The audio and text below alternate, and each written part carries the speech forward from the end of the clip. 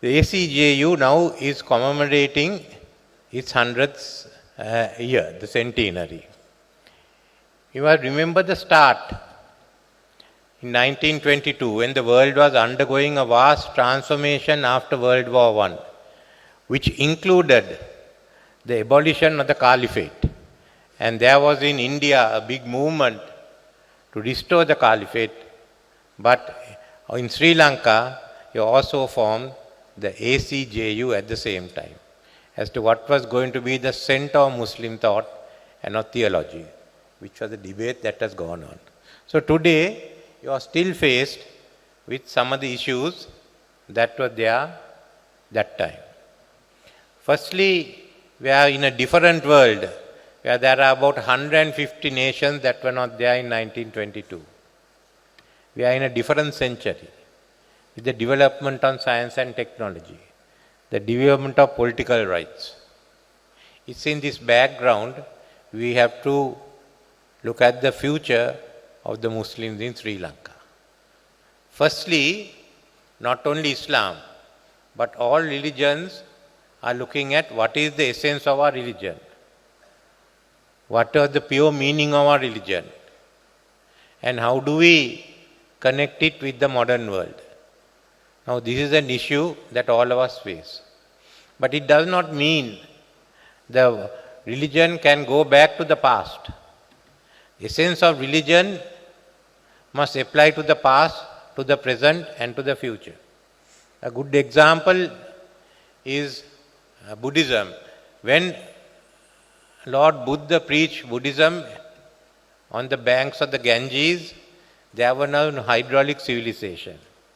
But when it came to Sri Lanka, we were able to build a hydraulic civilization which has one of its foundations, Buddhism. So we did not reject hydraulic civilization because it was not there in the time of Gautama the Buddha.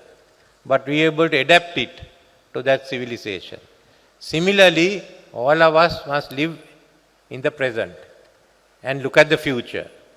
Past is useful to look at what is the essence of our religion, because no religion is a religion of hate, and it must have compassion. And especially for Islam and the Christians, cannot be by any means a religion of hate. The recognition of Moses and the recognition of Christ and recognition of the Prophet doesn't mean it was a religion of hate. It was a religion of advancement. What Islam did, what Prophet Muhammad did, was to carry that message further.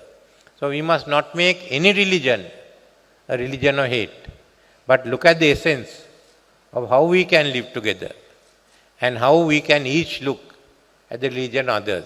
Each religion will try and must preach its religion to everyone, to the believers and the non-believers. But preaching to non-believers doesn't mean that they are the enemies of any religion. And religion itself is now going through many disputes. You find not only in Islam. So all religions have issues, whether it's Hinduism, in Buddhism we are discussing what it is. So we are all undergoing that. But we must not depart from our basic principles. And it's not a religion of hate. It's a religion of compassion, of how we are to find what we call the ultimate purpose of religion. Where does it end?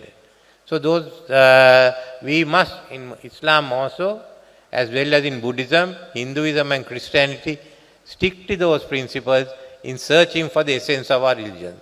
We feel religion has been commercialized. Yes, religion has been used for purposes of war, for purposes of hate. Take it out and see what is the essence of it. What is the pure religion?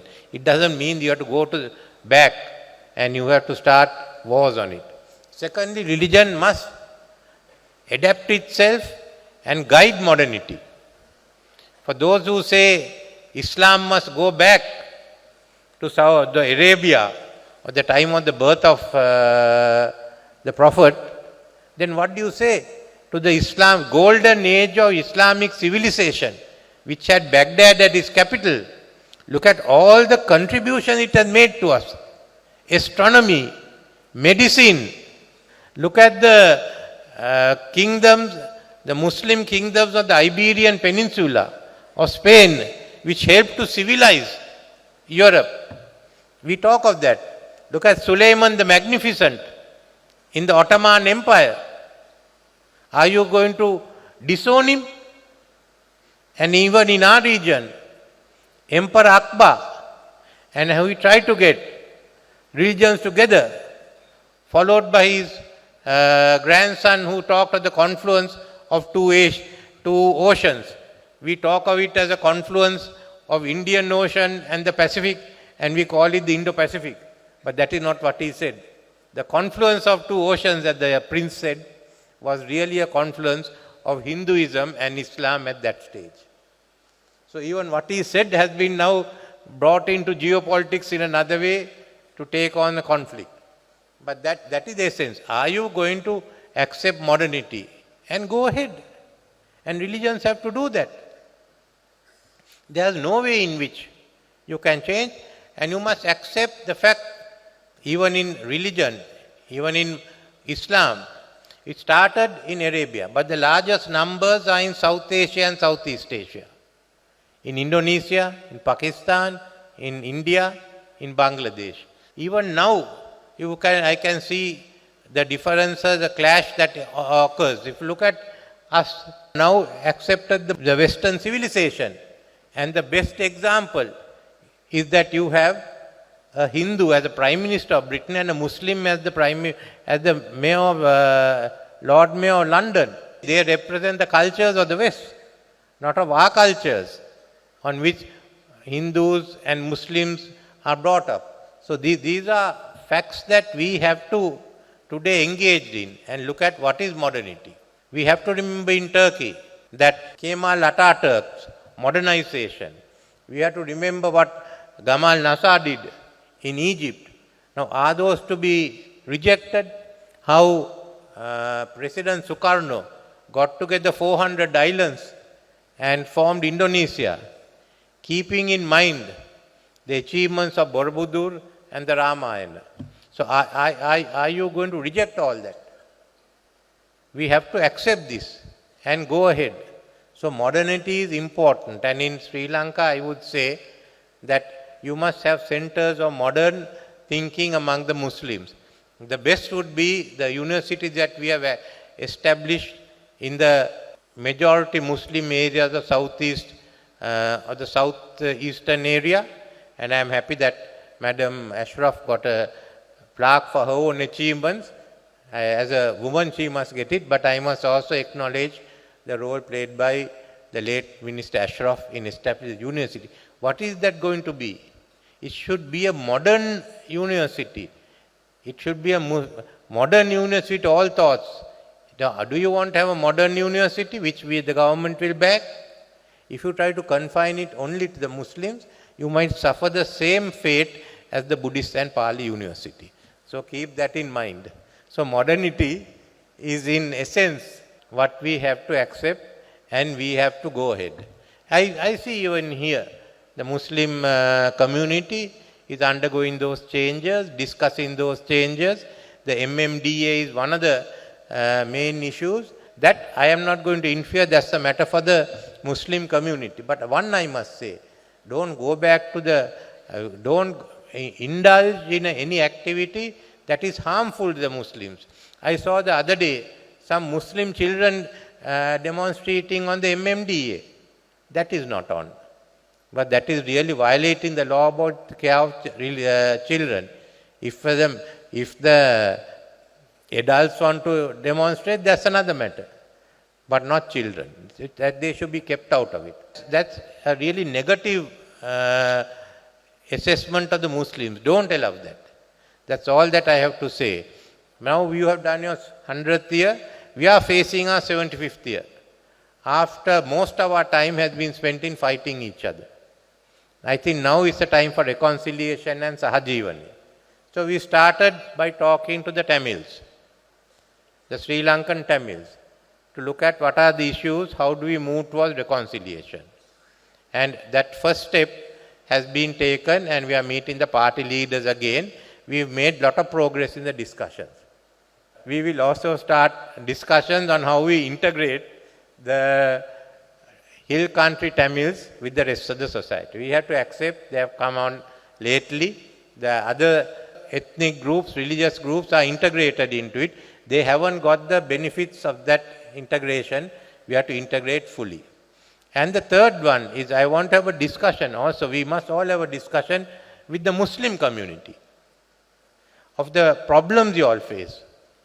What are the issues you face now? I think one of the good examples, you take 2018, the Digana riots, we have to talk about it. And we have to talk about 2019, the Easter bombs. All those have to be taken. What led to this? What are the issues? The issues that the Muslims in Colombo face are quite different from the issues that are faced by Muslims southeast of Sri Lanka or the Mana Muslims. And how does it relate to what we are talking about, the Tamils, Hill Country Tamils, Sri Lankan Tamils and the Sinhalese. So let us discuss those, come up with your grievances, the social backwardness that you feel. There are so many issues. I think it's the time, once we do this, that will be the third Reconciliation Act. And that's not all. We'll have a discussion among the Sinhalese also. There are groups that are affected. Society doesn't accept them. This is why I want to establish the Social Justice Commission, which will also look at these long-standing issues. So therefore, I would ask the ACJU, which has been very forthright in discussing the issues, to join with other Muslim groups and let us, as the third phase of it, discuss the issues of the Muslim community. So one by one we resolve one group and go to the other. I have not taken up those discussions together because each one discusses their problems and wants us to give priority to them, so we won't resolve any issue. I thought it's different, we'll go one by one. So in the 75th year that we will all look at becoming Sri Lankans and how we live in their country. And then look at the next 25 years. What are we going to do in the next 25 years? One institute we are starting is the Institute of History, which can discuss all these issues. There are no need to shout about the past from public platforms. Then there are other institutes, the Institute of Government and Public Policy. All this is necessary for us to have a new economy to go ahead. And if let us be strong as a nation, let the social justice prevail, let ethnic harmony prevail, and let's have a new economy which will enable us to be a very competitive economy, making us prosperous. Thank you for inviting me.